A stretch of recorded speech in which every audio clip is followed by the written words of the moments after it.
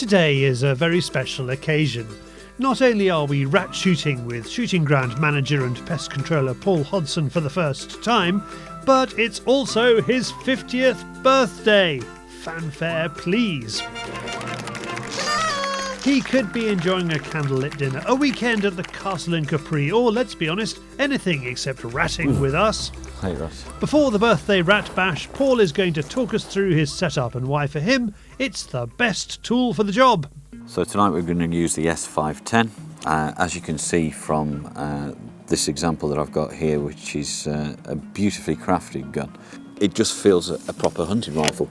So when you look down the barrel through the scope, you can see a clear picture. The cheek on the comb of the gun is absolutely perfectly in line, so whoever did the homework in designing it has really done a great job.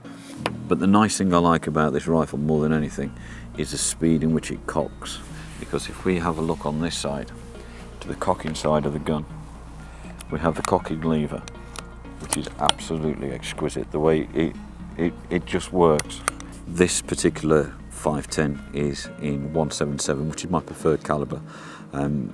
There's a big debate whether or not 177 is better than 22, or whether 22 is better than 177. For me, I prefer accuracy over stopping power, and I think if I put the shot in the right place with a 177, it's as effective over a longer distance than the 22 is.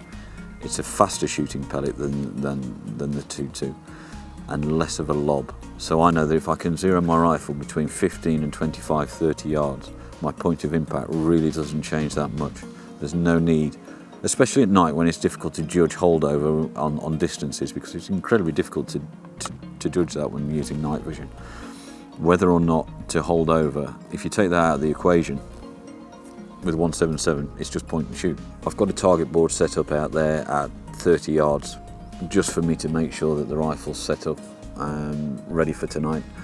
What I'm going to do then is move the target board closer to us. If I move the target board closer to us, I'll still see if it's shooting at the same point of aim. If not, then I might have to adjust the scope. I doubt it, but I just want to check that.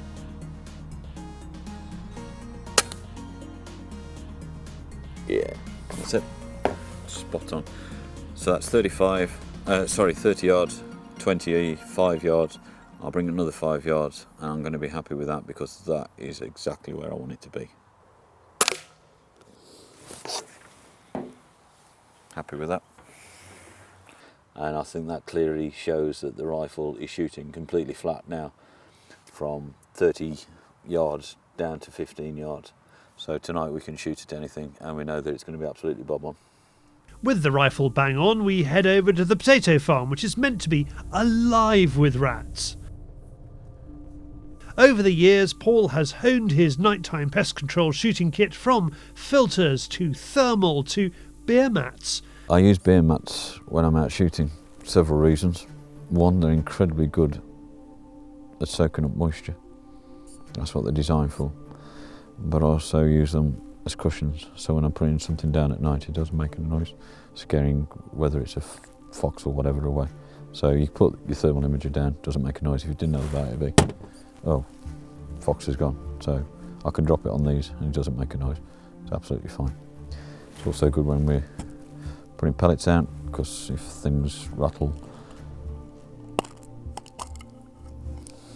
you can put your pellets on there and go away. You can load it up, doesn't make a noise.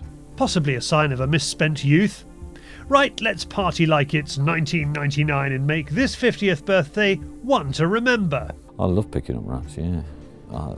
It's probably one of my favourite hobbies, especially as I'm out here tonight on my birthday with a strange cameraman in the dark, shooting rats.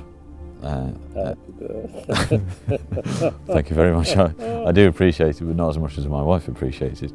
We're going to switch these main lights off now, because rats don't like light, and we'll be filming in the dark, so we'll see how we get on. I just hope I've got the elastic bands around my shoes, just to keep the rats out. I'm going to put my wellies on them, see how we get on. Let's switch the light off now, mate. It's all right. Lights off, yeah. You were shooting in the dark. Yeah. What, you scared? Get out. Me? terrified, mate. Now we're talking. Paul first scans with the thermal and then finds the rats in the scope. With night shooting, everything has to be second nature, and Paul loves the no-fuss, solid build of his air arms. He's about 30 yards. How's that? That's how you kill rats with an air arms S510. That's 30 yards, as you could see. All the things we did back when we were testing the Zero paid off. First shot.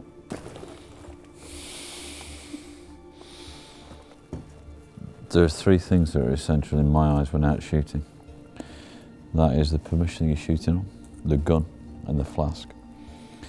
If you haven't got a flask, well, there's no point. As the time ticks by, it's becoming clear that the rats have found another party, and we haven't been invited. However, the ones we do find, Paul dispatches with impressive shooting.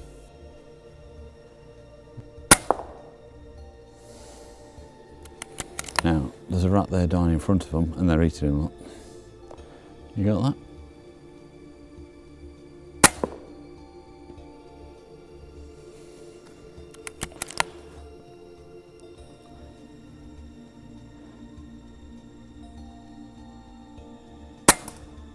Three dead rats.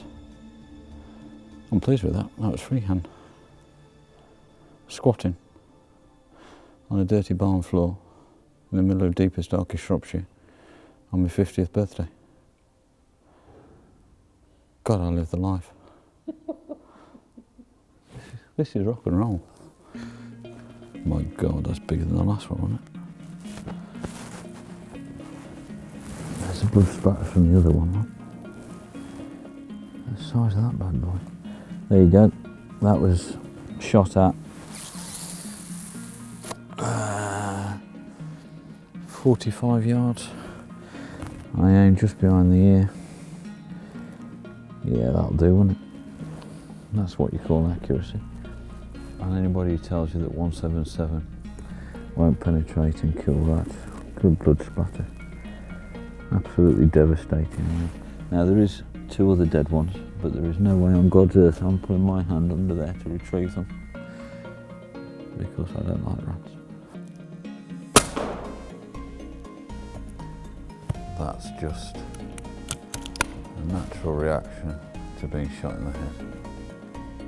So, Paul, has it been a birthday bonanza or a blowout? Well, we've had an incredibly successful night. We've shot almost half a dozen rats. The Pied Piper of Hamlin. He's got nothing on. He's got nothing on David. We're going to say good night, and David's got about a 3.5 hour journey home, so good luck with that, mate, because I'll be tucked up in bed. If nothing else, Paul has shown huge dedication to the cause, and if you're lucky, you too may be able to spend your 50th birthday in a rat-infested barn, dressed in camo with only raw potatoes to chew on, living the air gunner dream. For more about air arms, go to air-arms.co.uk.